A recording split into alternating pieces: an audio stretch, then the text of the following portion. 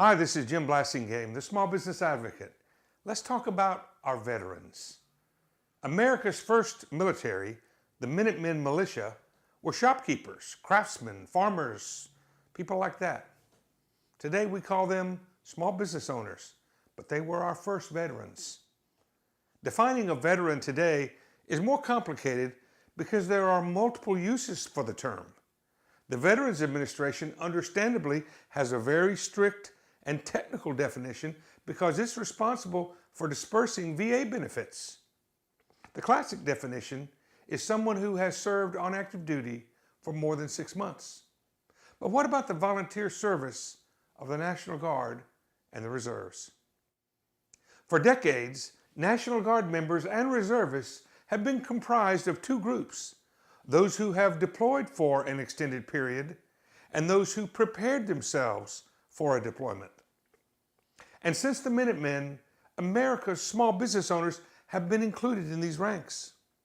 But the past 20 years have required an extra degree of commitment from them because of the increased likelihood that they may have to leave their business for a deployment, possibly more than once. Since 1990, two developments have created new expectations for America's Guard and Reserves. First, 3 Middle East conflicts, Desert Storm, the Iraq War, and the Afghan War, have all combined for 20 years of deployments so far. And second, the increased deployment expectations of Guard and Reserve units to augment declining regular armed forces numbers. In Iraq and Afghanistan, the Guard and Reserves have accounted for 1/3 of U.S. forces and a comparable percentage of casualties. Many of these patriots have been deployed 2, 3, or more times.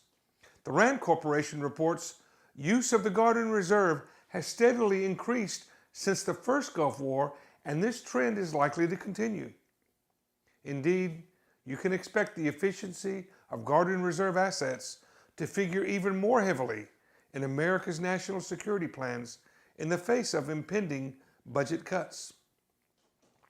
So on this Veterans Day, let's honor all who have proudly volunteered to wear the uniform. This includes members of the Guard and Reserves who have deployed alongside the regular military, as well as those volunteers who weren't deployed but who trained and made themselves available to be deployed for years as their country needed them. In the modern age of American national defense, if you wore the uniform of any of the armed forces, you deserve to be called a veteran and receive the gratitude and the recognition of a grateful nation. Write this on a rock. It's time to expand our definition of a veteran. This is Jim Blasingame. I'll see you on the radio or on the internet at smallbusinessadvocate.com.